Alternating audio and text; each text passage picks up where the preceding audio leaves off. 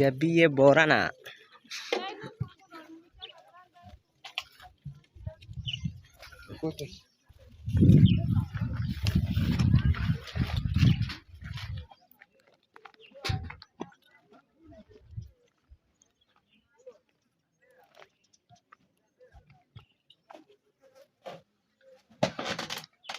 Jireenya baadiyyaa kan fakkaata waan hedduun namni dhiba. Gaafa gurgurtaa kee deemtee gad deebitee lafti keessa ooltu haalli jireenya manaa kanuu fakkaata akka isaan agartanu. Maatiin kun amma daa'ima 3-4-5 jiraachuu qabaachuu dandeetti. Garuu abbaa yookiin haadhi manaaf abbaan manaa ta'ee ciici. Ijoolleen 3 qaban 4 qaban asuma ta'ee ciici. Akkuma isa agartan sagalee illee asitti dhaabanii asuma bulanii abbaa fi haadhatti achi seena. Waan isaan agartan gaadiin suni gaadiin harooliin ilmaanuu haalleen okoleelleen hin agartanii nan fakkeenyati. Horii tokkitti lameen qaban kanaan gaadiyaanii wanni godhatanii indammoo okoleedha.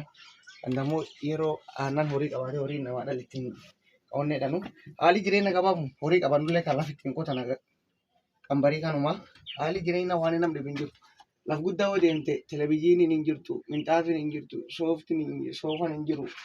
Waan adda addaa hin jirredhanii haadhaaf abbaa wal dibdanii rakkatanii jiraatan. Kan kee garuu wanti haaraan jiru hin jiru. Ijoolleen nun galti. Kagaltee jiraata asumatti bitti dhaabatti bakki bultii kanumaadha. Waan warri ittiin jiraatan illee kanumaadha. Gammachuun jiraatan jechuudha. Yaa waa kagalateedhaan malee yaa waa kan dhawwite waan jedhan hin jiru. Garaagarummaan guddaan baadiyyaa keessaa fi magaalaaf baadiyyaa kanaadha. Inni xiqqeennu kanaan jiraata. Fakkeenya midhaan kalee argatirraati kaasan agartan kun sanyaan kanan bifataa jechuudha.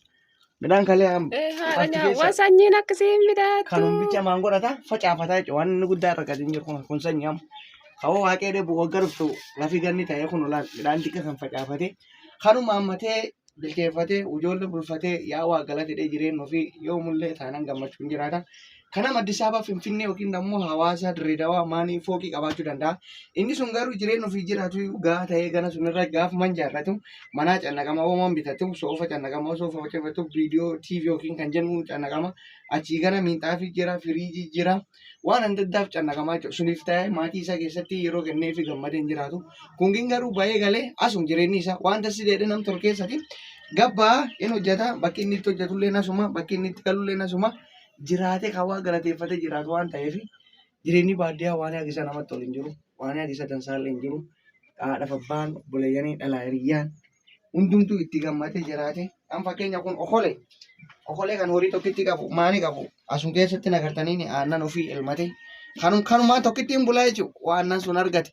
Waan fakkeenya sanyii argate boosha sun asuma dhaabee ijoollee bishaan kan hariiree itti kennee waan aannan agasii argattaat bishaan deemee argate inni hariiree jechuun bishaan walitti naqanii.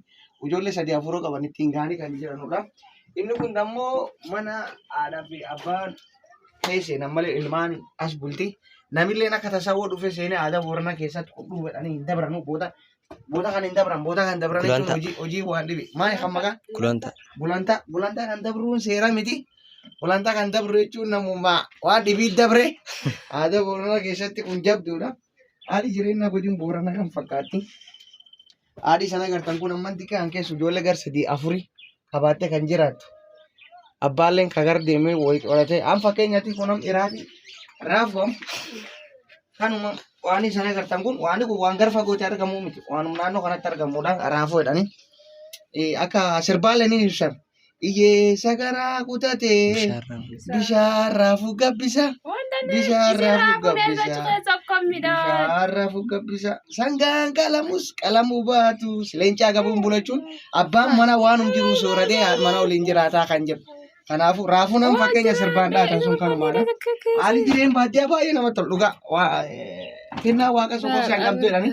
Namni akkaataa kanaan jiraatellee kan waaqa galateeffatu waan jiruuf abboo keessatti warroonni asii ol jiran Addis Ababa Finfinnee Dirreedawaa jiraatan akka jireenya jechuun jireenya kennaa waaqaati. Namni lubbuun jiraachuu yeroon kun yeroo namni yaa waaqa galateef malee yeroo namni itti cannaqamee itti quuqamee itti rakkatee itti waaqa osoo hin galateeffatiin dabre sun waan namni waan taateef adara namni dhalaa hiriyaa waan kana agartan godini Booranaa haal jireenya isaa xiqqoo tokko kanaan hin hubattanidha yaada. Koota gabbaa manillee kanuma xiqqaa kan sana agartan kanaadha. Waan sana achi agartanu wanni sun amma kan sana agartan sun waan kana kanaafuu moona galatooma.